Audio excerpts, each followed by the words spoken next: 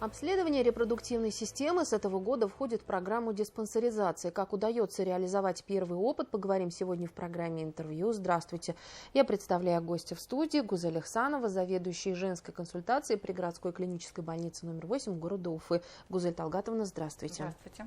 Итак, сегодня мы с вами разговариваем об репродуктивном здоровье и о том, что уже именно этот вид обследования вошел в программу диспансеризации. Уже провели обследование, почти полгода прошло.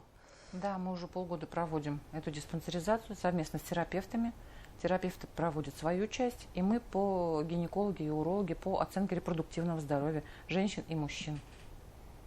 Что входит в обследование? Я понимаю, что там может быть целый спектр разных видов, наверное, анализа, но тем не менее какие-то элементарные. Там, да, есть перечень. В два этапа проводится диспансеризация. Первый этап – это подлежат практически все, кто обратился. Мы обследуем осмотр гинеколога, берем анализы, которые раньше мы никогда не брали. Все это бесплатно, хочу сказать. Микроскопию, онкоцитологию, берем ПЦР-анализы на инфекции, передающиеся половым путем, проводим УЗИ органов малого таза, УЗИ молочных желез. То есть полный чек-лист для женщины, чтобы оценить ее репродуктивное здоровье.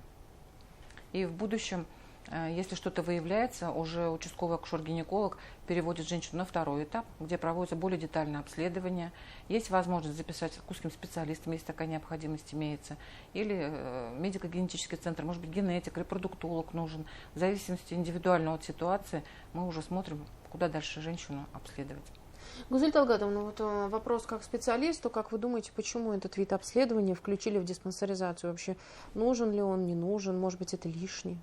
Вообще это очень важно и очень даже, хорошо, отлично даже, я бы сказала, что включили этот этап, потому что сейчас очень много осложнений при наступлении беременности, при ее течении.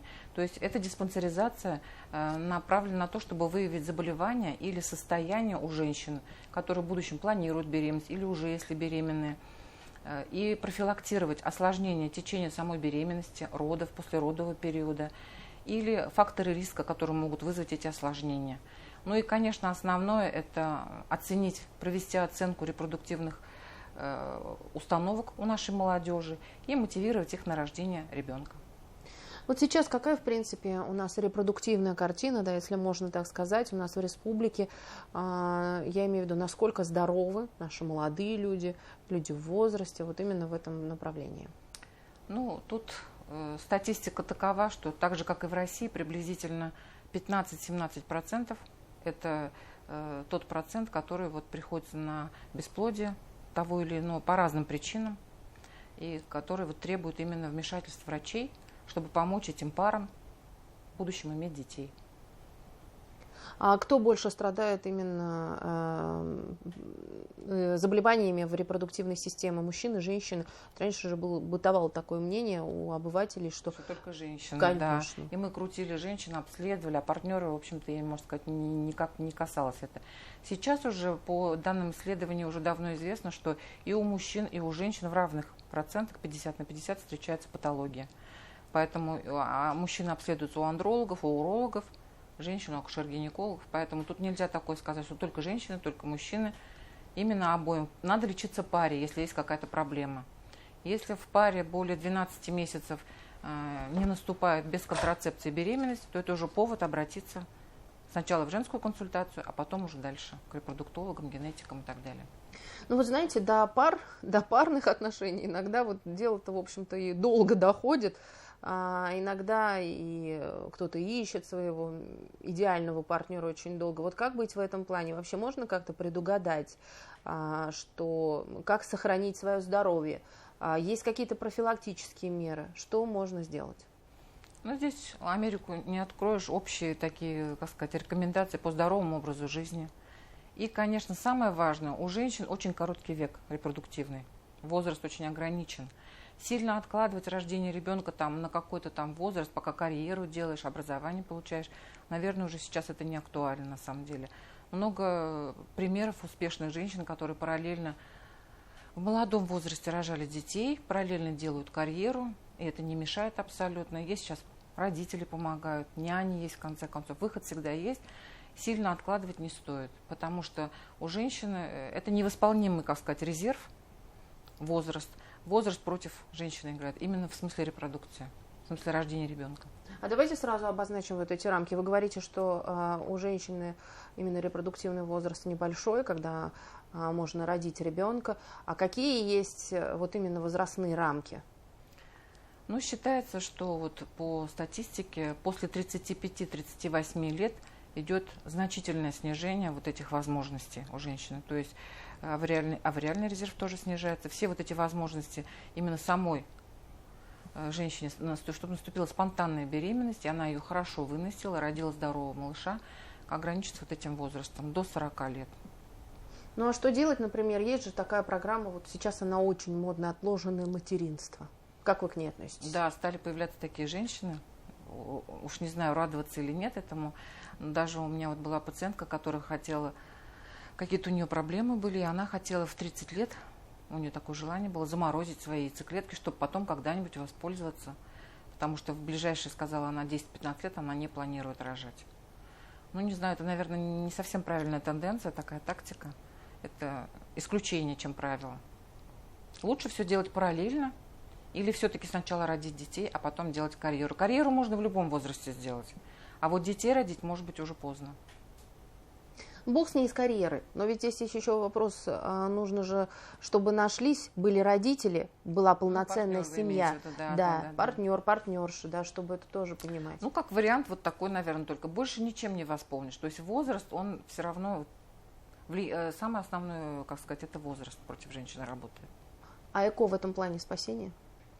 ЭКО, конечно, это альтернатива, но в основном все-таки ЭКО не, как сказать, не для тех, кто планирует потом позже родить, а кто все-таки имеет какие-то хронические заболевания, хирургические вмешательства, операции, может быть, были, наследственность не очень, когда надо подобрать именно, или у партнера проблемы. Вот это как вариант очень, конечно, это подспорье. Раньше так ЭКО не было в большом, как сказать, в принципе, в обществе, у нас в Башкирии тоже. А сейчас очень много клиник. Если из государственных, то это медико-генетический центр занимается. Очень эффективно. Женщины приходят у нас, конечно, счастливые, с наступившей беременностью. Мы их наблюдаем. Это здорово. А вот в женских консультациях как относятся к женщинам, которые вот пришли с ЭКО-беременностью? Некоторые говорят о том, что начинают, может быть, предвзято относиться и так далее. Вот какое здесь отношение?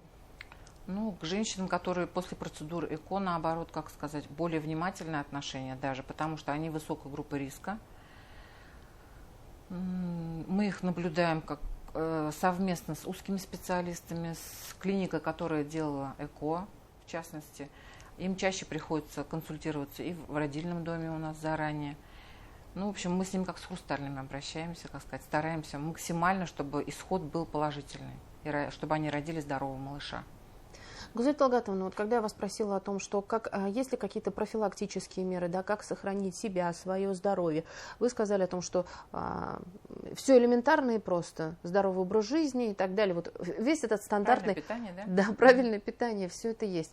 Но сейчас часто встречается проблема, может быть, не часто, но встречается такая проблема у молодых девушек уже, да, истощение авариального запаса. О чем я говорю, это для телезрителей уточню, это именно ограниченный запас яйцеклеток. Да, то есть он не обновляется.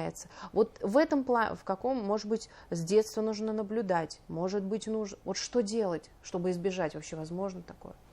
Ну, преждевременное истощение яичников, то есть раньше, чем биологический возраст, бывает, конечно, не так часто, но есть категория женщин. Прежде всего здесь наследственность, если у мамы, у бабушки была ранняя менопауза, то нужно задуматься, что и у этой женщины тоже такое возможно, поэтому это тоже играет роль.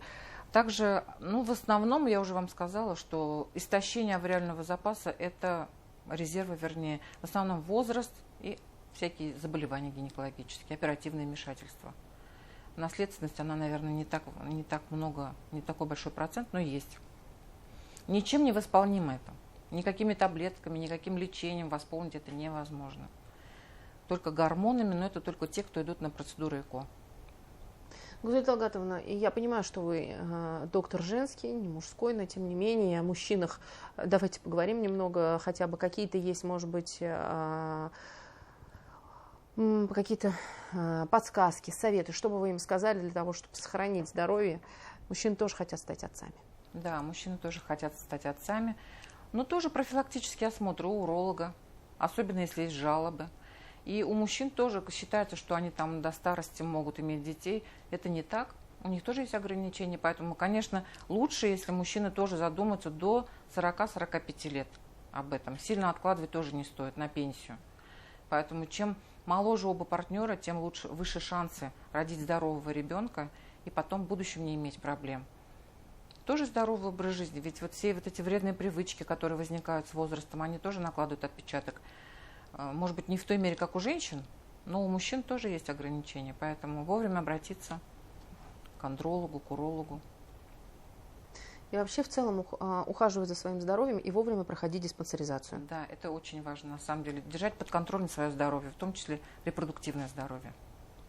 Гузель Талгатовна, спасибо огромное, что пришли сегодня к нам в студию.